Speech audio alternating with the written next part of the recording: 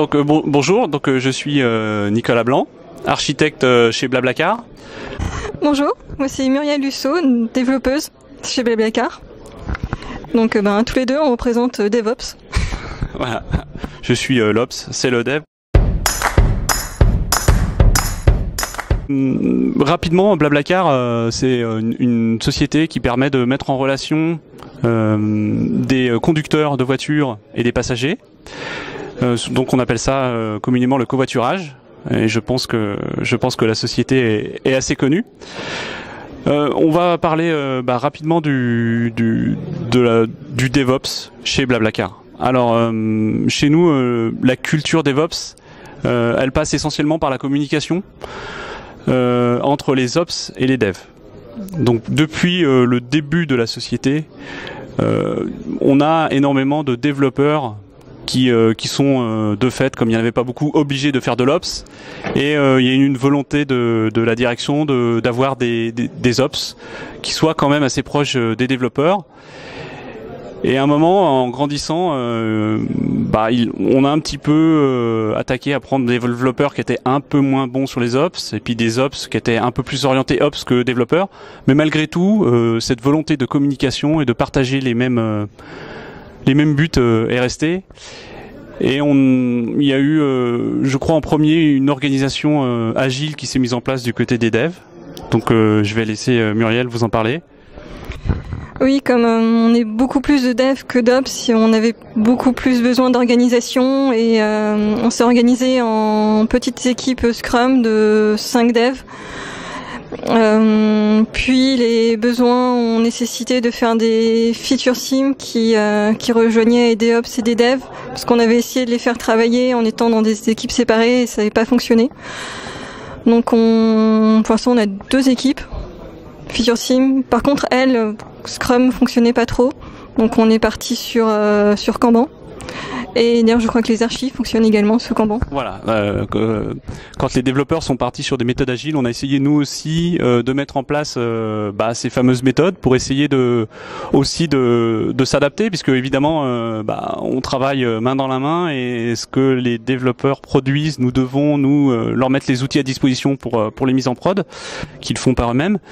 Donc, on avait aussi à peu près les mêmes exigences sur les mêmes buts au final.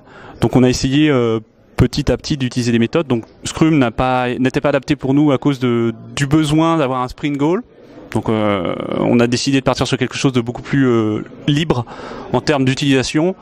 Ça a été Kanban qui après a été repris de manière un peu plus complète que nous le faisons chez les archis par les feature teams au niveau des développeurs. Que dire d'autre? Donc comme Nicolas l'a dit, et vraiment c'est les devs qui mettent en prod leur code, ils sont responsables du début à la fin et après la mise en prod.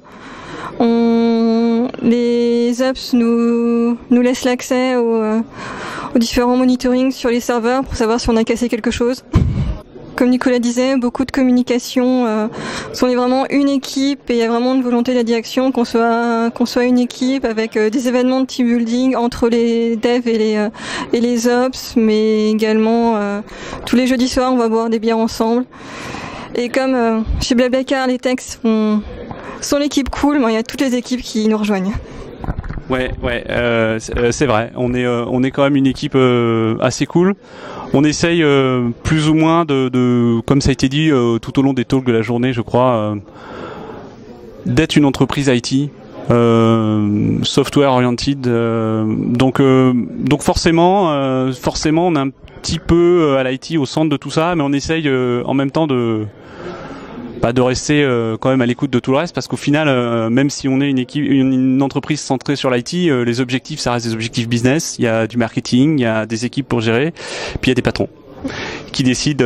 Donc quelque part, on essaye un petit peu de rester tous en bonne entente, de communiquer avec tout le monde. On a par ailleurs d'autres points que ceux dont on a parlé dans le talk, qui sont internes à l'entreprise, qui nous permettent une équipe de la société va présenter à tout le reste de la société tout son travail sur les mois passés chaque semaine. Donc je pense que il y a une bonne alchimie dans la société de manière globale, et cette alchimie elle se ressent au niveau IT, vraiment. Des outils communs aux devs et aux ops comme Chef, je dirais. Oui. Et il y a aussi cette conviction quand on va dans ce genre d'événement, qu'on est dans la bonne direction. À un moment, on travaille son filet, on est quand même dans quelque chose. On a dit innovation.